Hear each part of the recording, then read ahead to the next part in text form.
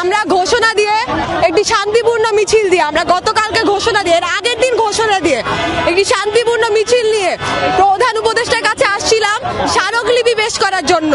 ঘোষণা দিয়ে ওনারা জানতো, ওনাদের অফিসকে আমরা অবগত করেছি যে আমরা আসবো, আপনারা নিয়েন।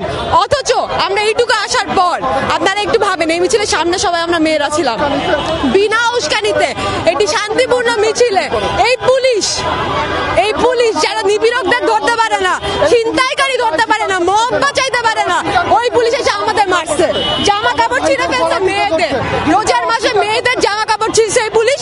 এখন ওই এবং খালি তাই না, আপনারা দেখবেন ওখানে পিটায় পিঠ লাল করে দিছে, রক্ত বাইর করে দিছে, লাঠি দিয়ে পিটায় না না ব্যারিকেড ধরছে, গিয়ে কনফ্রন্টেশন হবে না, কথা হবে না, আমরা বলবো না যে আমাদের যেতে দেন, আমাদের কথা হয়েছে, এই সুযোগই তো দেয় নাই।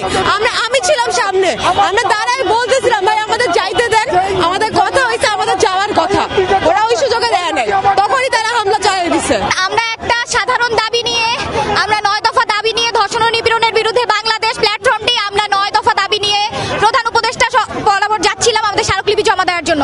সেখানে একটা শান্তিপূর্ণ মিছিলে আমরা কাউকে কোনো কিছু বলিনি, আমরা কোনো ভাঙচুর করিনি, শুধুমাত্র স্লোগান দিতে দিতে আমরা এখানে এগিয়ে যাওয়ার সময় ইন্টারকন্টিনেন্টালের সামনে আমাদেরকে ব্যারিকেড দিয়ে আটকানো হয় এবং পুলিশ আমাদের উপর লাঠিচার্জ করে।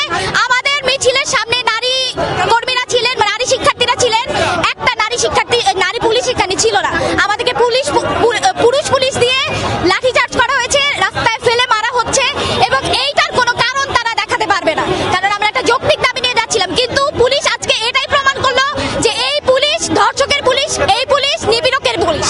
ব্যারিকেড ভাঙার চেষ্টা করছিল, আমাদেরকে এখানে ব্যারিকেড দিয়ে আটকাবেন কেন আপনারা? আমরা কি এমন করতে যাচ্ছিলাম সেটার জন্য আমাদেরকে ব্যারিকেড দিয়ে এখানে আটকাতে হবে? আমরা তো একটা শান্তিপূর্ণ মিছিল করছিলাম, আমরা তো আমাদের দাবি আদায়ের জন্য একটা লিখিত কাগজ নিয়ে আপনাদের কাছে যাচ্ছিলাম। সেই দাবি যদি আমরা আমাদের এই স্বাধীন দেশে, যেখানে আপনারা জুলাইয়ের পরে বৈষম্যহীন ছাত্র জনতার কথা বলেন, একটা স্বাধীন দেশের কথা বলেন, সেখানে যদি আমাদেরকে একটা যৌক্তিক দাবি করতে গিয়ে ব্যারিকেডের সামনে পড়তে হয়, এই ব্যারিকেড আমরা ভেঙে ফেলবো, এই ব্যারিকেড আমরা কোথাও রাখতে দিব না, আমাদের দেশে কোথাও কোনো ব্যারিকেড থাকবে না, সাধারণ শিক্ষার্থী সর্বত্র উন্মুক্তভাবে চলাচল করবে। ধর্ষণ ও নিপীড়নের বিরুদ্ধে বাংলাদেশ নামক ব্যানারে আন্দোলন চলছিল, আমরা বিভিন্ন সময় দেখেছি। আজকে তারা রাজু ভাস্কর্য থেকে প্রধান উপদেষ্টা বরাবর এই ধর্ষণের বিরুদ্ধে, নিপীড়নের বিরুদ্ধে বিভিন্ন 9 দফা দাবি নিয়ে তারা যাচ্ছিল, স্মারকলিপি প্রদান করবে।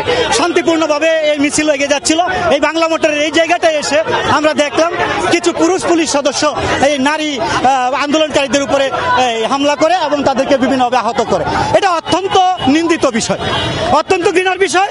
আমরা কখনোই আমাদের পুলিশদের কাছ থেকে এই ধরনের আচরণ আশা করি না যে একজন পুলিশ সদস্য আমাদের নারী শিক্ষার্থী বা নারীদের উপরে আক্রমণ করবে। ধর্ষণের আর বাকি রইল কোথায়?